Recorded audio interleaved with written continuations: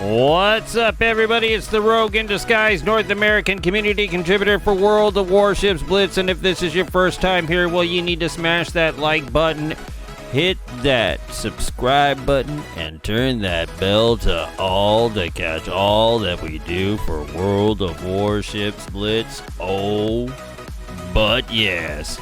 And today we're going to be taking a look at the Hornet. Oh my. She does have some very interesting things to take a look at. Well, the first thing we want to take a look at today is the stats, of course. You know, what type of stats for survivability. We know the concept of what they're trying to portray here is that it was built in 1941. Its displacement of 20,000 tons. Its length is 251.3 meters. Width of 25.36 meters. And horsepower of 120,000 to push you through the waters. But that's not really what we're looking at here. As far as what we want to know. We want to know that it has 33,134 hit points, 10% citadel protection, fire flooding resistance at 10%, damage reduction at 9%, torpedo damage reduction at 12%. Well, that's all fine and dandy for a carrier vessel. It's fair stats for a carrier vessel. I mean, 33K, that's not really what you want to be worried about as far as what a carrier vessel is about, is what type of planes and guns and all that crap it has on it, right? Because carrier vessels just sit in the back.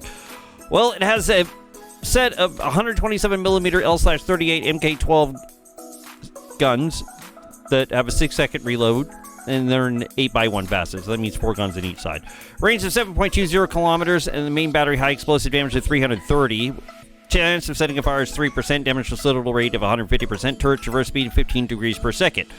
Now, let's talk about the nitty-gritty. We've got the introduction of the B-25 dive bombers on the Hornet. And you're going to get 16 of them, and you're going to get one squadron. Only one squadron under your control to control.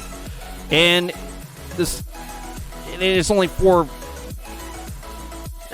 planes per squadron. And it's all right. And you get 4 bombs per plane, so that means 16 bombs. Okay, that's fair enough, right? Dive bomber preparation time is 6.48 seconds. Dive bomber, it's like 7.5 seconds to prep them up, but then you got the really long cooldown and everything like that.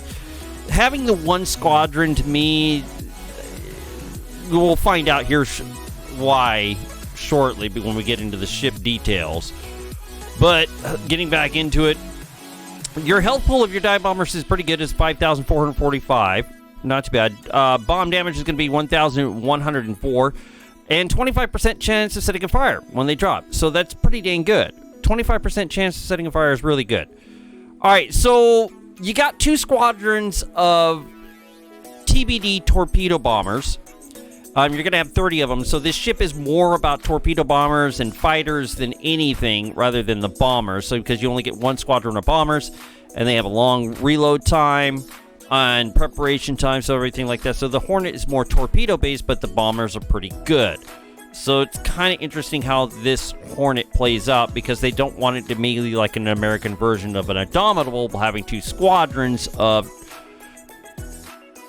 bombers. Right, but we're going to show you why, and why I reference the Indomitable here shortly. But it gives you a precursor. What does the Indomitable have anything to do with it? We'll show you shortly here. So, this is actually pretty good for stats for the torpedo bombers, the aircraft torpedo speed, and everything like that. Really good. As far as like that, you get 30 torpedo bombers, you get 2 squadrons to control, and you get 4 bombers per squadron. So it's a total of 8 planes. 1 torpedo per torpedo, so it's 8 torpedoes that do roughly 1,841 damage per torpedo. So you got about an 8K, 9K damage velocity, when, damage amount roughly, if you can get all 8 torpedoes on a ship or something like that, and that's quite a bit of damage. The fighters are pretty good. They're F4Fs, and you get 20 of them, and you get 1 under your command, unfortunately, but you get 5 fighters per squadron. You get up the attack speed and efficiency on them for the dogfighter and stuff like that, but they're okay. The fighter HP pool is 1,428, which isn't that grandiose, but it's a lot better than I've seen. But they do put up a pretty good fight. Your large caliber AE damage is going to be 151 with a range of 3.60 kilometers. Small caliber AA damage of 101, your small caliber AA range of 1.80 kilometers, and your surface detection, well, it's a beautiful 8.51 kilometers. So let's dive into the historical camouflage. What is it going to benefit you here? It's the ship hits are going to be increased by 4%, bomber damage increased by 4%, aircraft torpedo damage is going to be increased by 4%, and your surface detection decreased by 4%, which is also going to give you an XP bonus of silver and XP of 40%, which is all right. Not too bad. I mean, it is tier 8, so 40% increase is all right.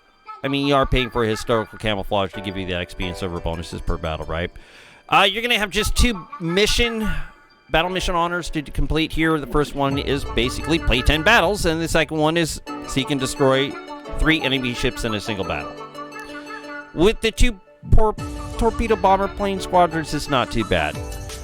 All right, so here's what we want to look at now, guys, is in the details. Why is the Hornet so cool? Well, it's going to come with carpet bombing. And this is why I'm so confused about this Hornet and why possibly they didn't make it more like an American version of Dominable.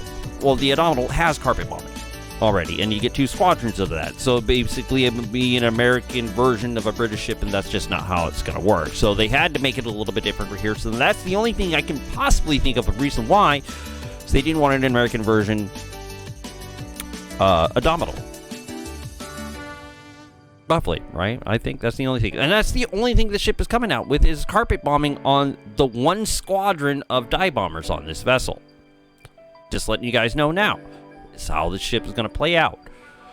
I played it a few times, and I'll tell you right now, guys, I am not a carrier vessel player. But an experienced player will get to use those 2 torpedo bombers pretty well. Downside is that you only have 1 squadron of fighters.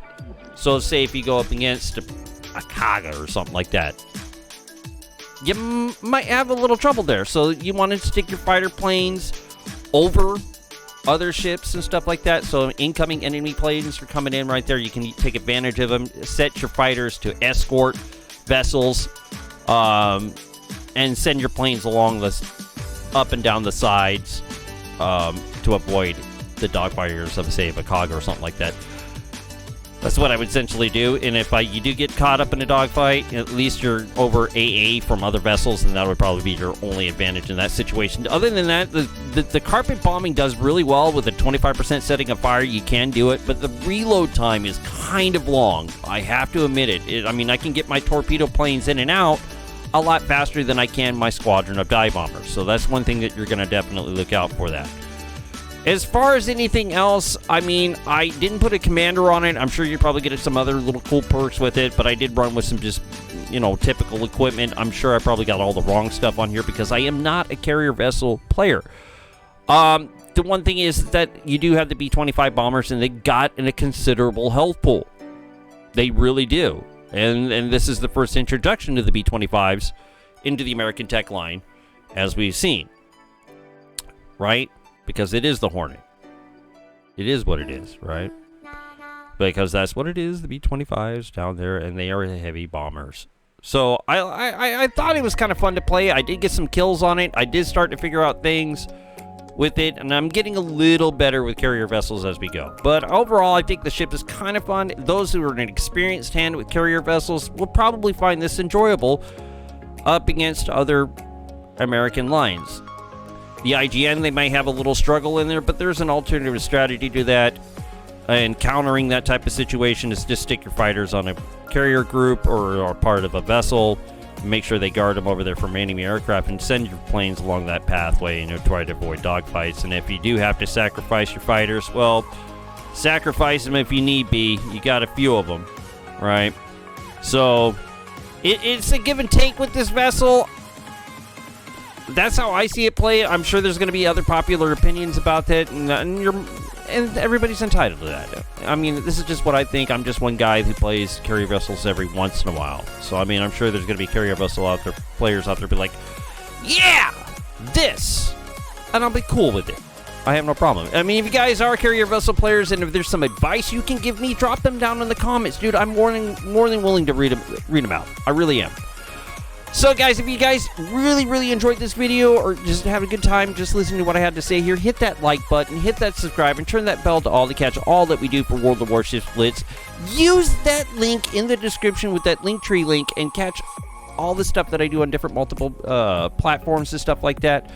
Become a supporter on Facebook. We haven't hit 1,000 yet on YouTube yet, so monetization is what it is. I'm still producing these videos for free for YouTube. So check me out on Facebook. Come hang out with me, or just subscribe. Help me out in that way or another, or at least hit the like button. You know, give me a little love right there. I guys want to thank you so much, and I appreciate you. You guys have a good day, and don't do anything I wouldn't do twice. Oh, but yes.